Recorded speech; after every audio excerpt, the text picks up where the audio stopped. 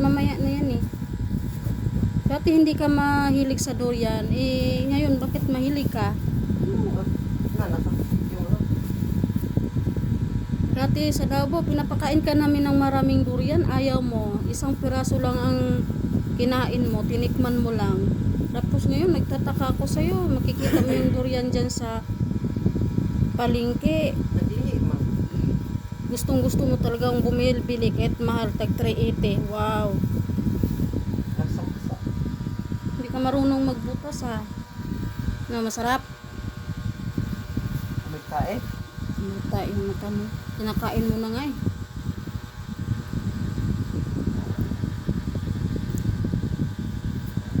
Magdun ko rin. Ayaw mo? Sinabi ko ba? Magdun ko rin. Kita mo nga. I-video natin ba? Puyat na durian. Mahal yan dito sa Maynila guys. 380. Na hindi marunong magbalat si Dumi oh. Hindi man niya ganyan. Hindi man niya kagaya ng langka. Tsaka pinya. Sa gitna mo dapat. Wow. Wow. Sarap.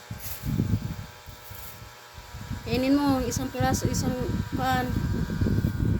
Para videoan kita. Ano lasa? Magtae ay? Ba ni nagkaon ka buang pa. Parang tae tapos kinakain-kain.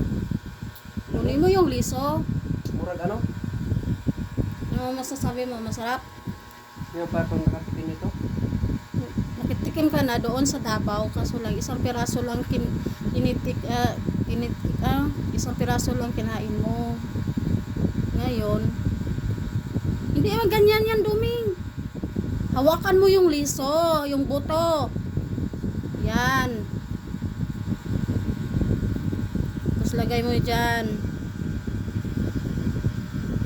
Ganyan ka kumain, di kay para ginawa mo yung ano. Ginawa yung mangga. Sa akin nilalamon ko yan eh. Yan guys, durian.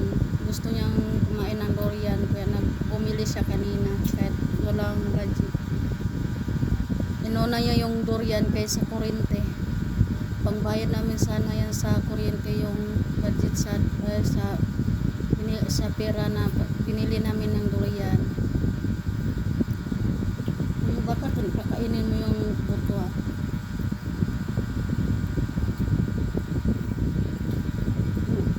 Bakit kinagat mo? Para kang tanga. Ano? Tapon mo na. Pag wala na yan.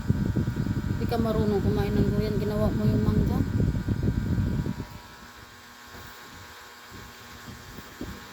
Yan.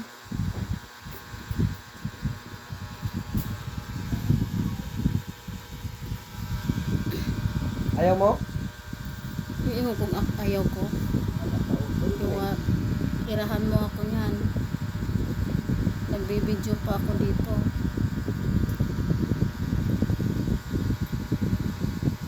Sa akin isang lamon ko lang yan eh. Hindi pa napabalik-balik eh. Ang lasa niya parang No. Parang ano? hindi mo maintindihan eh. Ako ng durian. Ang lasa parang may sa akin amoy. na to. Yan guys, durian guys. Puyat na durian. Iba yung kulay na kulay pink, kulay dilaw. Pero ito kulay puti. Ito guys na may pagkadilaw. Yan. Masarap talaga to guys. Kaso lang mabantot. Na-ignorante kasi yung isa para dong dae. Pero masarap yan. Parang guyabano na